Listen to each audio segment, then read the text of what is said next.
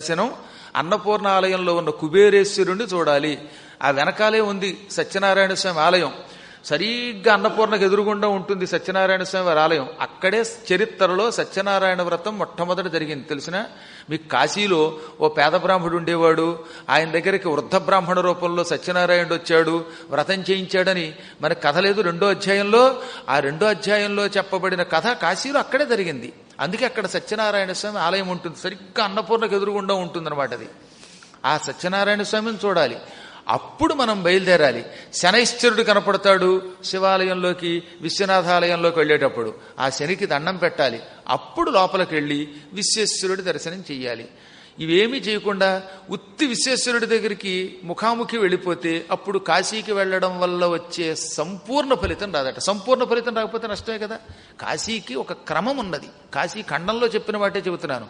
శ్లోకమునకు సరిగ్గా అర్థం అయితే, అన్వయం చేసుకోగలిగితే ఏ క్రమంలో వెళ్లాలో తెలుస్తుందన్నమాట. కాబట్టి శనైశ్చరుడు కూడా విశ్వేశ్వరానుగ్రహంతో గ్రహమయ్యాడు. తపతి అనే తన కూతుర్ని సూర్యభగవానుడు ఏం చేశాడనమాట, సంవరణుడు అని పేరు కలిగిన ఆయనకిచ్చి పెళ్లి చేశాడు. యమునా నది కాళింది ద్వాపర యుగంలో కృష్ణుడికి భార్య అయింది, కాళింది అనే పేరుతోటి. అందరూ బానే ఉన్నారు. యముడు ప్రభు అయ్యాడు. ఇద్దరికి మాత్రం పెద్దగా పదవులు రాలేదట. ఆ ఇద్దరిలో ఎవరు, ఒక ఆయన వైవస్వతుడు, రెండోవాడు సావర్ణి. అప్పుడు వైవస్వతుడిని దగ్గరికి పిలిచి అందరి పనులు పూర్తి చేశాక సూర్యభగవానుడు, నాయన వీళ్ళందరినీ తలో పదవిలో పెట్టాను, నువ్వేం కోరుకోవటం లేదేంటంటే, నాకేం కావాలి, తండ్రి అనుగ్రహం, ముక్తి తప్పేమొద్దన్నట్ట. ముక్తి కాదు, నీ చేత ఒక అపారమైన అసాధారణమైన కార్యక్రమం నిర్వహింపచేయాలనే కోరికతోటి అందరి పని అయ్యేదాకా నేను నీకు వరాలు ఇవ్వలేదు. నాయనా, ప్రస్తుతం భూలోకం అధర్మంతో నిండిపోయింది. ఈ మధ్యనే ప్రళయం వచ్చి లోకాలన్నీ నాశనమై పునఃసృష్టి ఏర్పడుతోంది. ఈ పునఃసృష్టి కాలంలో ధర్మబద్ధమైన పరిపాలన చేసేవాడు కావాలి. అలాంటి ధర్మబద్ధమైన పరిపాలన చేసే శక్తి కేవలం నీకు మాత్రమే ఉన్నది. అందుకే నువ్వు మనువువు కావాలి. వెళ్ళి కాశీ వెళ్ళి విశ్వేశ్వరుణ్ణి పూజించు, శ్రీమన్నారాయణుణ్ణి కూడా, బిందుమాధవుణ్ణి కూడా పూజించన్నాడు. ఆయన ముందు కాశీ వచ్చాడు, విశ్వేశ్వరుణ్ణి పూజించాడు. తర్వాత ప్రయాగ వెళ్ళి అక్కడ ప్రయాగలో బిందుమాధవుణ్ణి పూజించాడు. అప్పుడు శ్రీ మహావిష్ణువు ఆయన్ని, ఈ రోజు నుంచి నువ్వు ఈ ప్రపంచానికి మనువువి. మనువు అనగా ప్రభావపూర్వకముగా భూమండలమంతా పరిపాలించేటటువంటి ప్రభు అని అర్థం అన్నట్టు. మను శబ్దమునకు ప్రభు, మామూలు ప్రభుగా, చిన్న చితగా ప్రభువులైతే మను అనరు. మొత్తం తన ప్రభావం ప్రపంచం అంతా చూపించాలి. ఆయన ఉన్నా లేకపోయినా ఆయన ప్రభావం భూమి మీద ఉండాలి. అందుకే ఎప్పుడు కూడా మనం మనువు శబ్దం ఎక్కువ వాడుతూనే ఉన్నాం. మనువు వంశస్థులు అనవలసిందే, మనువు యొక్క కొడుకు కాబట్టి మానవుడు అనవలసిందే. ఇలా మనువు ఉన్నా లేకపోయినా ఆయన పేరు మారిపోగిపోయేంత చక్కని పరిపాలన చేసే ప్రభు అన్నమాట. అటువంటి ప్రభువై నీ మన్వంతర కాలమంతా నీ ధర్మం నిలబడేలా చెయ్యి అని శ్రీ మహావిష్ణువు వైవస్వతుణ్ణి 7వ మనువుని చేశాడు. 6వ మనువు చాక్షుసు, తర్వాత ఇప్పుడు 7వ మనువు ఈ వైవస్వతుడు అయ్యాడు. సూర్యభగవానుడి యొక్క పెద్ద కొడుకు, సంధ్యాదేవి పుత్రుడు, యముడి అన్నగారు, పరమ పుణ్యాత్ముడైన ఆ వైవస్వతుని యొక్క కొడుకే ఇక్ష్వాకు. అంటే ఆ వంశంలోనే రామచంద్రుడు పుట్టాడు. అదంతా సూర్యవంశం అని పిలువబడింది, ఎందుకంటే సూర్యుడి యొక్క సంతానం గనక. ఈ వైవస్వత మనువు కాలంలో ధర్మం 4 పాదాలా నిలబడింది. ఆయన శాంతస్వరూపుడు అవటం వల్ల ఆయన పరిపాలనలో ప్రజలు ఎప్పుడూ కూడా తప్పుడు పనులు చేయలేదు. ఆయన కాలంలో ఒకళ్ళనొకళ్ళు చంపుకోవడం లేదు, తిట్టుకోవడం లేదు. అన్ని జాతులు, అన్ని కులాలు, అన్ని మతాల వాళ్ళు ఐకమత్యంతో బ్రతికారు. సంవత్సరమునకు ఏకధాటిగా ఒకేసారి కావలసిన పంట, ఒక సంవత్సరమునకు కావలసిన పంటంతా వచ్చేసేదిట. ఒక్కసారే సంవత్సరానికి పంట పండించేవారు. కానీ ఆ పంట ఏడాది పాటు ప్రజలందరూ ఎక్కి దుక్కిగా తినడానికి పనికొచ్చేది, నిలవ ఉండడానికి పనికొచ్చేంత పంట ఉండేదట. సాధారణంగా సంవత్సరానికి ఒకే పంట పండిందనుకోండి, అప్పుడు ఆ సంవత్సరం పొడుగుతా ప్రజలకు కావలసినంత ఆహారం దొరకకపోవచ్చు. కానీ ఆయన పరిపాలనా కాలంలో సంవత్సరంలో ఒక పంటే వచ్చేది. ఆ ఒక్క పంట ఒక సంవత్సరం కాదు, చాలా కాలం పాటు నిలవ ఉండడానికి కూడా పనికొచ్చేంత పంట వచ్చేది. ఈ విధంగా పాడికి పంటకి లోటు లేకుండా అయింది.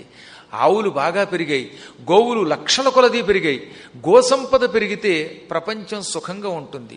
గోవులు ఎక్కడుంటే అక్కడ ఆనందం ఉంటుంది, ఆరోగ్యం ఉంటుంది. గోవు సూర్యభగవానుడి యొక్క కిరణస్వరూపం, అది లక్ష్మీ స్వరూపం. అది అందువల్ల గోసంపద పెరిగింది, అన్ని రకాల పశువులు పెరిగాయి. ఒక్క పశువుతో లోకం నడవదు కదండి. హస్త్యస్యాజావిగోరథం శ్రీ సూక్తంలో చెప్పారు. హస్తి ఏనుగు, అశ్వ గుర్రము, అజ మేక, ఆవి అంటే గొర్రె, హస్త్యస్యాజావి గో ఆవు, రథము రథములు ఇవన్నీ ఉన్నాయి. ఇవన్నీ సంపదలు శ్రీ సూక్తంలో వరసగా చెప్పారనమాట. ముందు అజ మేక చెప్పారు, తర్వాత ఆవి అన్నారు, అంటే గొర్రెలు కూడా ఉండాలి. గొర్రెలు లేకపోతే కొంతమంది గొర్రెలు లాంటి వాళ్ళు లేకపోతే ఎలాగండి మరి?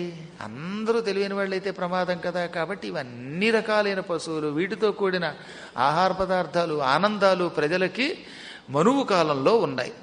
ఆ కాలంలో దేవతలు, వసువులు, రుద్రులు, సాధ్యులు, విశ్వులు, మరుత్తులు, భృగువులు అని 8 రకముల దేవతాగణములు వర్ధిల్లేయట. ఆ కాలంలో అంటే వైవస్వత మనువు కాలంలో పురంధరుడు లేక ఓజస్వి అనేవాడు ఇంద్రుడు. ఇప్పుడున్నవాడే. ఇప్పుడు మనం వైవస్వత మనువు కాలంలో ఉన్నాం. ఇది బ్రహ్మగారికి ఉత్తరార్థం. అందుకే మనం ఏమంటున్నాం? అద్య బ్రహ్మణ ద్వితీయ పరార్థే అంటున్నాం. బ్రహ్మగారికి 50 ఏళ్లు దాటి 51వ సంవత్సరం రన్ అవుతోందనమాట. ఈ కాలంలో ఉన్నాం. ఇది శాతవరాహ కల్పం. ఇప్పుడున్న మనువు వైవస్వతుడు. ఆయన అదృశ్య రూపంలో పైన ఉండి మనల్ని చూస్తూనే ఉంటాడు. ఆ వైవస్వత మనువు యొక్క అంతరములో ఉన్నాం అన్నమాట. ఆ మనువు యొక్క పరిపాలన సంబంధమైన కాలంలో ఉన్నాం. ఇప్పుడు మన ఇంద్రుడు ఈ వైవస్వత మనువు కాలంలో మనకి పైన కూర్చున్న స్వర్గంలో కూర్చున్న ఇంద్రుడి పేరు ఓజస్వి లేక పురంధరుడు. 2 పేర్లు ఆయనకి. పురంధరుడు అనే పేరుతో ఉన్నవాడు ఇంద్రుడు. ఇంద్రుడని, దేవలోకేశ్వరుడని, సురేంద్రుడని ఆయన పిలుస్తామే. ఆయన అసలు పేరు, ఒరిజినల్ నేమ్ పురంధరుడు. మంచి తేజస్యాలి ఆయన. అందుకని ఓజస్వి అని కూడా అన్నారు. చాలా గొప్పవాడు, బలవంతుడు ఆయన. ఎంత గొప్ప బలవంతుడు కాకపోతే సుందరకాండలో హనుమంతుడు సీతాదేవి దగ్గరికి వెళ్ళి ఏమంటాడో తెలిసినా? రాముడి గురించి చెప్పమంది సీత. రాముడు ఎటువంటి వాడు, ఆయన లక్షణాలు ఏమంటే పురంధర సమోబలే అన్నాడు ఆయన. బలములో ఇంద్రుడి లాంటివాడు, పురంధరుడు లాంటివాడు. రాముడిని పట్టుకొచ్చి బలంలో ఇంద్రుడి లాంటి వాడిని పోల్చాడంటే ఇంద్రుడు ఎంత గొప్పవాడు కాకపోతే పోలుస్తారండి. ఒక గొప్ప వ్యక్తిని ఒక గొప్ప వ్యక్తితో పోల్చాలంటే అవతలవాడు అంత గొప్పవాడు అయి ఉండాలి. అంతేగాని రాముడు పద్మాకర్ గారిలా బలంగా ఉంటాడంటే నేను బలంగా ఉన్నానా, గట్టిగా ఉఫ్ఫండి పడిపోతాం. కాబట్టి అలా పోల్చకూడదు. ఎవరిని ఎలా పోల్చాలో అలా పోల్చాలి. కాబట్టి పురంధర సమోబలి అని పోల్చినప్పుడే మనకు ఆ పురంధరుడు ఎంత గొప్పవాడో తెలిసిపోతుంది అనమాట. ఆషామాషిగా తీసిపారేస్తున్నారు కొంతమంది ఇంద్రుడిని. ఇంద్రుడు ఏం సామాన్యుడు కాదు. ఆ పదవిలోకి వెళ్ళాలంటే అపార సాధన చెయ్యాలి. అసలు కల్లో ఊహించలేం మనం. ఎంత ధర్మరాజు, యమధర్మరాజు గారికి కూడా ఆయనే యజమాని కదా, అందరికీ యజమాని. మొత్తం అష్టదిక్పాలకులు అందరికీ నాయకుడు ఆయనే. అష్టదిక్పాలకులు మొత్తం 8 మంది కదా, అందులో ఇంద్రుడు తక్కిన 7గురికి అధిపతి. వాళ్ళు కూడా ఆయన చెప్పినట్టు వింటారు. ఆయన ఎప్పుడు కావాలంటే ఇప్పుడు బ్రహ్మ దగ్గరికి, శివుడి దగ్గరికి, విష్ణువు దగ్గరికి వెళ్ళి రక్షించమంటే రక్షిస్తున్నారు వాళ్ళు. ఈ ఇంద్ర పదవి అయిన తర్వాత ఆయన ఇంకా ఉన్నతమైన స్థాయికి వెడతాడు. అంత గొప్పవాడు ఇంద్రుడు. అందుకే ఇంద్రుడు ఎవరినైనా ముట్టుకున్నా, ఒకవేళ ఏ అహల్య దగ్గరికైనా వెళ్ళినా ఆయనకు దోషం ఉండదట. అంత తేజస్యాలి, అంతటి అగ్నిస్వరూపుడు ఆయన. ఇంకా ఇది కాకుండా మహానుభావులు చాలామంది ఋషులు ఉన్నారు. ప్రస్తుతం అత్రి, వశిష్ఠుడు, కశ్యపుడు, గౌతముడు, భరద్వాజుడు, విశ్వామిత్రుడు, జమదగ్ని, వీళ్ళు ఈ 7వ మనువు 7వ మనువు యొక్క కాలంలో 7 ఋషులు. అత్రి, వశిష్ఠ, కాశ్యప, గౌతమ, భరద్వాజ, విశ్వామిత్ర, జమదగ్ని, వీళ్ళు ఇప్పుడున్న 7 ఋషులు. అనగానే ఆయన చాలా సంతోషపడి ఈ వైవస్వత మన్వంతరం యొక్క ఫలశ్రుతి చెప్పమని అడిగాడు మార్కండేయ మహర్షిని క్రోష్టుకి.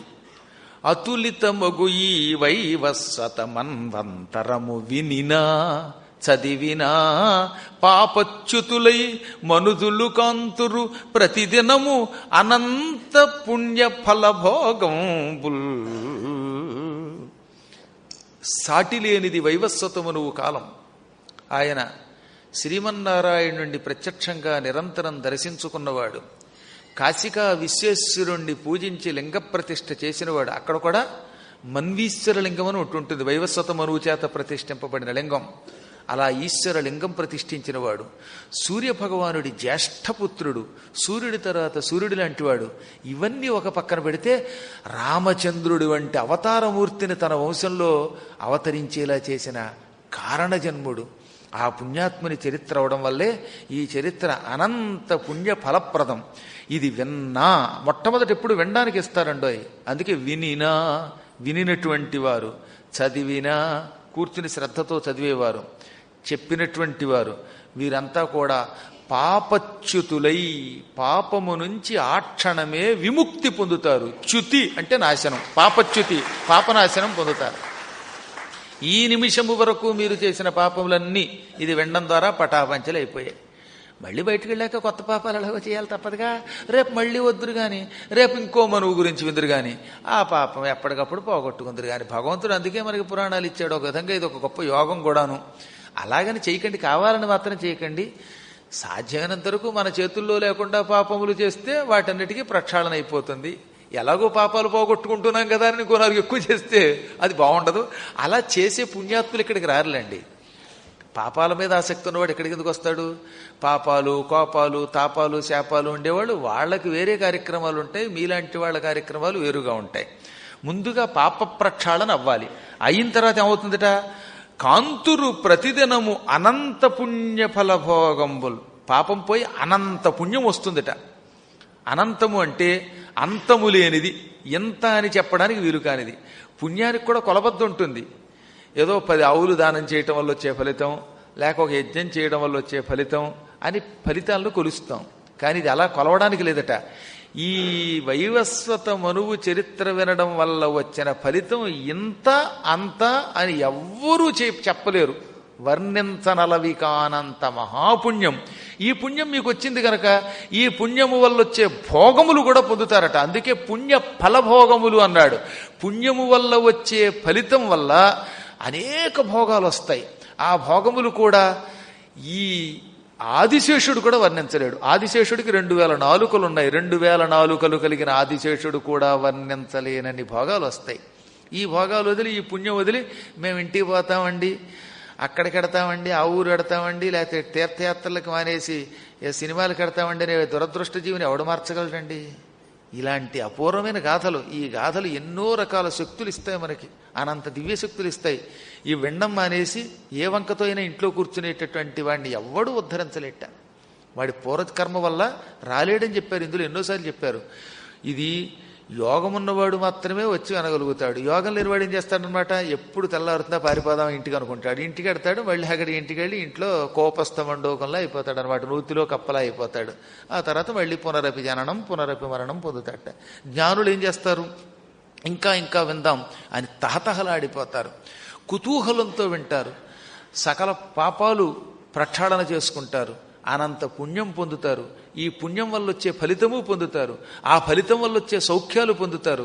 భగవద్ దర్శనం కూడా పొందగలుగుతారు అని ఈ విధంగా క్రోష్టుకి మార్కండేయుడు చెప్పగానే ఆ వింటున్న క్రోష్టుకి అనే మహర్షి మహానుభావుడు మార్కండేయుణ్ణి పూజించి మళ్ళీ అడిగాడు.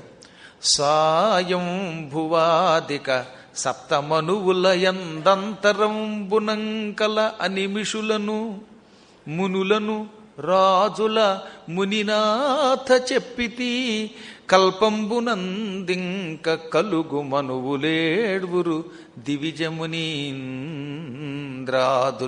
ఎవ్వరనినా. మహాత్మా మార్కండేయ, పరమశివభక్తుడివి, జ్ఞానివి, మృత్యువుని కూడా జయించావు. నీకోసం ఈశ్వరుడు ప్రత్యక్షమై ఎడంకాలుతో యముణ్ణి తన్ని అవతల పారవేశాడు. కాబట్టి నువ్వు సామాన్యుడివి కాదు. నీలాంటి గురువు దొరకటం మా అదృష్టం. శ్రద్ధతో భక్తితో నువ్వు చెబుతున్న పురాణములు విని పులకించిపోతున్నాను. ఇప్పటి వరకు వరుసగా ఎంతమంది మనువులయ్యారో ఆ 7 గురించి చెప్పావు. స్వయంభువ మనువు గురించి చెప్పావు, స్వారోచిషుడి గురించి చెప్పావు, ఉత్తముడి గురించి చెప్పావు, తామసుడి గురించి చెప్పావు, చాక్షుషుడి గురించి చెప్పావు, రైవతుడి గురించి చెప్పావు, ఇప్పుడు వైవస్వతుని గురించి చెప్పావు. ఈ 7 అయిపోయిన వాళ్ళు. ఇక అవబోయే వాళ్ళ సంగతి ఎవరు? వాళ్ళెవరు? ఆ 7 మనువుల చరిత్ర చెప్పు. మహానుభావులైన 7 మనువులు రాబోయే వాళ్ళంతా జగన్మాత యోగమాయాదేవిని భక్తితో పూజించిన వాళ్ళు. అమ్మవారి అనుగ్రహం లేకపోతే మానవ మాత్రుడు మనువు కాలేడు. మనువు అవ్వాలంటే జగదంబ కటాక్షం ఉండాలి. అందులో రాబోయే మనువులంతా కూడా అమ్మవారి యొక్క ఉపాసకులట. వారి కథలు చెప్పమనగానే అప్పుడు ఆయన చెప్పడం మొదలుపెట్టాడు. నువ్వు అన్నది చాలా మంచి పని. మనిషికి ఎప్పుడైనా ఆపద వస్తే అమ్మని పట్టుకోవాలి. ఆపదలో అమ్మని పట్టుకున్నవాడు రేపు రాబోయే 8వ మనువు అవుతున్నాడు. ఇప్పుడు రాబోయే మనువు ఎవడో తెలుసా? నానా కష్టాలు పొందేట. భగవంతుడికి ఒక లక్షణం ఉందండి. ముందు ఒక గొప్ప పదవి ఇచ్చే ముందు, ఒక వ్యక్తిని గొప్పవాడిని చేసే ముందు ఏడిపించేస్తాడు, బాగా కష్టాలు ఇస్తాడు, బాధలు పెడతాడు. ఈ బాధలకు లొంగకుండా గట్టిగా పరమాత్మను పట్టుకున్నామా ఇక తర్వాత వెనక్కి తిరిగి చూసుకోవాల్సిన అవసరం లేకుండా రక్షిస్తాడు. అందుకే యవ్వని కరుణింప ఇచ్చించి తినివాని సకల సంపదలపహరింతు నేను. భాగవతంలో కృష్ణుడు ఏమన్నాడు తెలుసా? ఎక్కడ చెప్పాడు ఈ మాట? బలిచక్రవర్తి ఘట్టంలో చెప్పాడు. బలిచక్రవర్తి భార్య వింధ్యావళి ఆవిడ పేరు. బలిచక్రవర్తి పేరు ఇంద్రసేనుడు, భార్య పేరు వింధ్యావళి. వింధ్యావళి నా భర్తను ఎందుకు కొట్టావు, ఎందుకు ఇంత అన్యాయం చేశావని అడిగింది. అప్పుడు ఆయన నవ్వి, వసి హరిదానా నీ భర్తని ముందు బంధించాను, ఆ తర్వాత నేను ఆయనకి బందీ అయిపోతాను అన్నాడు ఆయన. ముందు బంధించానంటే నేను బంధింపబడతాను భక్తులకి. ఎవరిని నేను కరుణించాలనుకుంటానో ముందు వాళ్ళ సంపద అపహరిస్తాను. అపహరించేటప్పుడు వాళ్ళు నన్ను భక్తితో విడిచిపెట్టకుండా పట్టుకుంటే నాకింత కష్టం ఎందుకు ఇచ్చామని తిట్టకుండా నా పాదేలే ఆశ్రయిస్తే ఆ తర్వాత నేను వాడికి పాద సేవకుండా అవుతాను. ఇప్పుడు నీ భర్త దగ్గర ఉన్న సంపద లాక్కున్నానుగా, దీనికి ఎంతెంత ఇచ్చి భవిష్యత్తులో నీ భర్తని ఇంద్రుణ్ణి చేస్తాను అన్నాడు. రేపు పొద్దున్న భవిష్యత్తులో ఆ బలిచక్రవర్తిని ఇంద్రుణ్ణి చేస్తున్నాడు. ప్రస్తుతం కూడా ఆ పాతాళ లోకంలో ఉన్న బలిచక్రవర్తి దగ్గర 4 చేతులతో కాపలాకు వస్తున్నాడండి. ఆయన సేవక వృత్తితో ఉన్నాడు. సేవకుడై అంత పరమాత్మ కాపలాకు వస్తున్నాడు. ఒక పరమాత్ముడు మన ఇంటికి గేట్ కీపర్గా ఉంటాడా? ఉన్నాడు ఆయన. ఎందుకని? సంపదలు హక్కున్నాడు గనక. కాబట్టి భగవంతుడు ముందు కష్టమే ఇస్తాడు. ఈ కష్టం ఇచ్చినప్పుడు ఏడవడం కాదు, ఆ పరమాత్మనే పట్టుకోవాలి. అందుకే శంకరాచార్యులు వారు అపూర్వమైన శ్లోకములు సప్తశతి యొక్క మహాత్మ్యంలో రాశారు. దేవీ సప్తశతికి అంటే ఇప్పుడు రాబోయే కథకి ఒక గొప్ప మహాత్మ్యం ఉన్నది. ఈ మహాత్మ్యం ప్రత్యేకంగా శంకరుడు కూడా రాశాడు. మార్కండేయ పురాణంలో వ్యాసుడు రాసిన దుర్గా సప్తశతి మహాత్మ్యమే కాకుండా ఇది చదవడం వల్ల వచ్చే లాభములను ప్రత్యేకంగా ఒక పుస్తక రూపంలో శంకరాచార్యులు వారు రాశారు. అందులో 4 శ్లోకాలు రాశారు ప్రత్యేకంగా. ఆ 4లో మొదటి శ్లోకం ఏమిటో తెలుసా? ఆపది కింకరణీయం స్మరణీయం చరణయుగళమంబాయాః తత్స్మరణం కిం కురుతే బ్రహ్మాదీనపి చ కింకరీ కురుతే. ఆపద వచ్చినప్పుడు ఏం చెయ్యాలి? సావర్ణి మనువుని దృష్టిలో పెట్టుకుని చెప్పాడు ఆయన. ఒక ఆయనకు ఆపద వచ్చింది, కష్టం వచ్చింది. కష్టం వచ్చిందోయ్ అని ఏడవడం వల్ల ఏమైనా ప్రయోజనం ఉన్నదా? ఏడుస్తూ కూర్చోవడం వల్ల ఇంకా అనారోగ్యం వస్తుంది, బాధ పెరుగుతుంది తప్ప ఏ శుభము ఉండదు. కాబట్టి ఆపద వచ్చినప్పుడు ఏమి చేయవలను ప్రశ్న వేసి సమాధానం ఆయనే రాశాడు. ఆపదయందు కిం కరణీయం, ఏమి చేయవలను? వెంటనే రెండో దాంట్లో స్మరణీయం చరణయుగళం అంబాయాః అమ్మవారి యొక్క చరణయుగళం 2 పాదములను స్మరణీయం స్మరించవలసినదే. ఎప్పుడైనా నీకు ఆపదొచ్చిందంటే ఏడుస్తూ కూర్చోక అమ్మ పాదపద్మములను భక్తితో స్మరించునాయనా. నేనేదో ఆపదొచ్చిందని ఏడుస్తూ అంటే ఈ ఆపదలోంచి ఎలా బయటపడాలి, ఏం చెయ్యాలంటే అమ్మ పాదాలను ఆశ్రయించు పూజించంటావేమిటయ్యా బాబు, మధ్యలో అదేమిటి ఈ కష్టం నుంచి గట్టెక్కించడానికి ఆవిడని ఎందుకు పట్టుకోవడం అని మళ్ళీ వెంటనే ఏమంటాడు మూడో పాదంలో తత్స్మరణం కింకురుతే, అమ్మని స్మరిస్తే ఏమిటి? ఆపద వచ్చింది, ఏం చెయ్యాలన్నాను, అమ్మ పాదములను ధ్యానించన్నావు. అమ్మని పాదములను ధ్యానిస్తే ఆ ధ్యానము మనకేం చేసి పెడుతుంది? నాకేమిటి అంటున్నాడు ఆయన. అంటే ప్రశ్న అయిందే, జవాబు అయింది. ఆయనే భక్తుడు, ఆయనే గురువు గారు. 2 కోణాల్లో ఆయనే చెప్పాడు. మన లక్షణములు తెలుసు గనక కష్టం వచ్చిందో అని ఆయనే అనుకున్నాడు. అయితే సమాధానంగా రెండో వైపు ఆయన గురువు రూపంలో నిలబడి అమ్మ పాదాలను ధ్యానించు అన్నాడు. అమ్మ పాదములను ధ్యానం చేస్తే ఏమొస్తుంది అన్నాడు. మళ్ళీ బ్రహ్మాదీనపి చ కింకరీ కురుతే అని మళ్ళీ సమాధానం చెప్పాడు. అనగా అమ్మని స్మరిస్తే బ్రహ్మ వంటి వాళ్ళని కూడా అమ్మ నిన్ను కింకరులను చేస్తుంది, నీకు కింకరులను చేస్తుంది. బ్రహ్మ ఎవరికైనా సేవకుడు అవుతాడా? ఈ ప్రపంచంలో బ్రహ్మగారు ఎవ్వడికి సేవకుడు అవ్వడు. సేవకుడా అసలు ఆయన ఎలా ఉంటాడో మనం చూడలేము. అటువంటిది అంతటి బ్రహ్మ వంటి వారిని కూడా అమ్మని నువ్వు స్మరిస్తే ఆవిడ పట్టుకొచ్చి నీకు కింకరులను చేస్తుంది. కింకరులు అంటే తెలుసు కదా, కిం కరోమి ఇది పృచ్ఛతి కింకరః. చేతులు కట్టుకుని ఏం చేయమంటారండి అని మన దగ్గరకు వచ్చి సేవ చేయటానికి సిద్ధంగా ఉండేవాడు కింకరుడంటే. ఇప్పుడు ఇళ్లలో పనికి మనం మనుషులు పెట్టుకున్నా జీతం బాగానే పుచ్చుకుంటారు, కానీ 2 సార్లు పిలిస్తే వాళ్ళకే విసుకొస్తుంది. ఇంట్లో పనికి ఒక ఆవిడ పెట్టుకున్నావు, కాసిన మంచినీళ్ళు అంటే ఎన్నిసార్లు ఇస్తాను, రాత్రి కూడా మంచినీళ్ళేనా కూర్చో అంటుంది ఆవిడ. మళ్ళీ ఉద్యోగం మానేసిపో అంటుంది.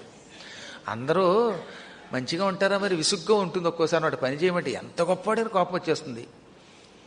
ఔచిత్యం లేకుండా ఇప్పుడు ఏ రాత్రి 7 గంటలకో పిలిచి, నిజంగా పరమభక్తుడు ఒక ఆయన సేవకుడే, గురువుగారు మీరంటే అభిమానం, మీరు ఏం చెబితే చేస్తానన్నాడు అనుకోండి. ఇలాంటి కుర్రాడు ఒకడు వచ్చి రాత్రి 1 గంటకి ఫోన్ చేస్తే, ఏమయ్యా అసలు నీకు ఎవడిచ్చాడు ఫోను అంటాడు విసిగెత్తి. ఏదో ఈ కుర్రాడు మంచివాడు అడపవచ్చు, వేరే విషయం. కానీ మనం అలా చేస్తే వాళ్ళకి విసుగురాదు. అలా కాకుండా ఎప్పుడు పిలిచినా విసుక్కోకుండా నా కర్తవ్యం ఏమిటి, నా పనేమిటి చెప్పండి, తక్షణం చేస్తాను అని సంసిద్ధంగా ఉండేవాడిని కింకరుడు అంటారు. కాబట్టి ఇప్పుడు ఈ కలియుగంలో మన దగ్గర ఉద్యోగాలు చేసేవాళ్లే కానీ కింకరులు లేరు. దెర్ ఇస్ నో కింకరా హియర్. గట్టిగా 2 సార్లు పిలిచామో 3సారి వాడు విసుక్కుంటాడు అనమాట. ఎవడైనా సరే, ఏదో మీలాంటి మంచివాడు నాకు భక్తులు దొరికారు కాబట్టి మీరు విసుక్కోవట్లేదు. కానీ ఇప్పుడు ఇంతకీ ఈ పద్యంలో ఉన్న సారాంశం అంతా గజిబిజి అనిపించిందిట. మళ్ళీ ఆపదలో ఏం చెయ్యాలంటే అమ్మ పాదములను ధ్యానించంటావు. అమ్మ పాదములను ధ్యానం చేస్తే ఏమొస్తుందంటే బ్రహ్మ వంటి వాళ్ళు సేవకులు అవుతారంటావు. బ్రహ్మ సేవకుడు అవడమా మనం కోరుకునేది? బ్రహ్మగారు సేవకుడైతే నీకేం వచ్చే? మనకు ఆపద వచ్చింది, ఆపదలోంచి ఎలా బయటపడాలంటే బ్రహ్మ వంటి వాళ్ళు సేవకులు అవుతారంటావు. దానివల్ల లాభం ఏమిటంటావేమో, ఓరిపిచ్చాడా, ఇందులోనే ఉందిరా నిగూఢమైన అర్థం. అసలు నీ కష్టములకు మూల కారణం ఏమిటి? బ్రహ్మగారే. బ్రహ్మగారు ఏం చేస్తాడో తెలిసినా, నీవు పుట్టగానే నీ పూర్వజన్మ కర్మలను అనుసరించి కడుపులో ఉండగానే రాసేస్తాడు. పుట్టగానే ఎందుకు, నీ కడుపులో ఉండగానే నీ నుదుట రాస్తాడు. ఈ నుదురుందే ఇదేంటనుకుంటున్నారు? ఇది మైక్రో సాఫ్ట్వేర్ చిప్పు. ఇదో చిన్న చిప్ అనమాట కంప్యూటర్లో, మరీ చిన్న సిమ్ కార్డు లాంటిది. ఈ కాస్త కార్డు మీద ఏం చేస్తాడో తెలుసా, వీడు ఫలానా సంవత్సరంలో పుట్టుగాక, ఈ వ్యక్తి 1890లో పుట్టుగాక, ఈ వ్యక్తి 1950లో పుట్టుగాక, ఆయన 30లో పుట్టుగాక అని ఇలా పుట్టేటప్పుడు రాసేస్తారనమాట. ఈ నక్షత్రంలో ఇన్ని సెకండ్లకు పుట్టుగాక, పుట్టిన తర్వాత వీడికి ఈ సమయంలో దగ్గు వచ్చునుగాక. అందుకే ఒక ఆవిడ దగ్గుతుంది. ఒక ఆవిడని ఏమని రాస్తాడనమాట వెనకాతల, పద్మాకర్ గారి పురాణంలో మాట్లాడుగాక అని రాశాడు. అందుకే పాపం ఒక ఆవిడ మధ్యలో ఏహే అని అరుస్తుంది. ఒక్కొక్క ఆవిడ కరుచుగాక అంటాడు, ఆవిడ పక్క ఆవిడ కరుస్తుంది. ఒక్కొక్కళ్ళు ఆలస్యంగా వచ్చిన తర్వాత కుర్చీ వైపోతే పక్క వాళ్ళ మీద విసుక్కునుగాక అని రాస్తే వాళ్ళు పాప కుర్చీ వైపోతే ఇక్కడికి ఉపన్యాసానికి వచ్చామనుకుంటున్నావా, సన్యాసానికి వచ్చావా, కుర్చీ వేయమా అని విసుక్కుంటారు. అలాగే ఆఖరణ ప్రసాదం కోసం ఎగబడే పిల్లల్ని అందరినీ ఏమని రాశాడనమాట, ఈ టైంలో మీరు వెళ్ళి పద్మాకర్ గారి నెత్తి మీద పడండి, అప్పుడు అక్కడ ఉన్న కార్యకర్తలు మీ జబ్బొచ్చుకు పక్కకి లాగుగాక, లేదా మీ చేతిలో మామిడి పండు వచ్చుగాక, లేకపోతే నెత్తి మీద తాటికాయ పండు వచ్చి పడుగాక, ఇలా రాస్తాడు. ఆ రాత ప్రకారం దొరుకుతోంది. ఈ సమయంలో వీడికి ఉద్యోగం ఉండుగాక, వీడికి పోగాక, వీడికి పదవి వచ్చుగాక, ఉండకుండా ఉండుగాక, తుమ్ముగాక, అన్నీ అంతే. తుమ్ముగాక అని రాశాడు కాబట్టి ఫ్రంట్ రోలో ఇందాక ఒక ఆయన అచ్చి అని నా దుంప తెంచుతూ తుమ్మాడు. ఇవన్నీ ఏంటనుకుంటున్నారు? బ్రహ్మరాత. కాబట్టి మీ తప్పేం లేదు. మీరు తుమ్మినా, దగ్గినా, పక్క వాళ్ళని పొడిచినా, మాట్లాడినా మీ తప్పేం లేదు. అంత తప్పంతా బ్రహ్మగారిది పాపం కదా. అందువల్ల ఈ బ్రహ్మగారు ఏం చేశాడు, ఇవన్నీ రాశాడు. కాబట్టి ఈనాడు నీకు వచ్చిన ఆపదకి కారణం ఎవరన్నమాట? రాత రాసిన బ్రహ్మ. ఆ బ్రహ్మ ఎందుకు రాశాడు? నీ పూర్వకర్మ వల్ల. ఇప్పుడు ఆ బ్రహ్మగారిని పట్టుకొచ్చి అమ్మ ఏం చేసింది, ఆవిడని తలుచుకోగానే నీకు సేవకుణ్ణి చేసింది. బ్రహ్మ మామూలు సేవకుడు కాదు, చేతులు కట్టుకుని సలాం అలైకుం అని పాడేటటువంటి సేవకుడు. ఇప్పుడు అంత సేవకుడు అయ్యాక మనకి ఎంత లాభం అండి? ఇప్పుడు బ్రహ్మగారే కనుక నాకు కనబడితే నేను ఏమంటానో తెలుసా, బ్రహ్మదేవ నన్ను కొద్ది రోజుల పాటు రాష్ట్రపతిని చేసే అంటాను. ఎందుకని? డైరెక్ట్గా తిరుపతి వెళ్ళి దండం పెట్టుకోవచ్చు. లోపలికి వెళ్ళిపోయి మహాద్వారం కొండ ఎంత అమాయకుండా చూశారా. నేను ఇక్కడ మీకు ఒక విషయం చెప్పాలి. పాపం చాలా కాలం క్రితం ఒక ఆయన విష్ణుదేవుడి కోసం తపస్సు చేసేట. ఒక కుర్రాడు పాపం. విష్ణువు ప్రత్యక్షం అయ్యాడు. ఏం వరం కావాలో కోరుకోమంటే మా మేనమామ చెవులో జుట్టు మొలవాలి అని కోరాట.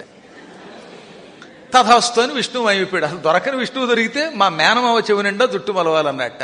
పాప ఆయన తథాస్తుని వెళ్ళిపోయాడు. ఈయన ఇంటికి వచ్చి మామయ్యని పిలిచి, మామయ్య నీ చెవిలో జుట్టు ఉందా అన్నట్ట.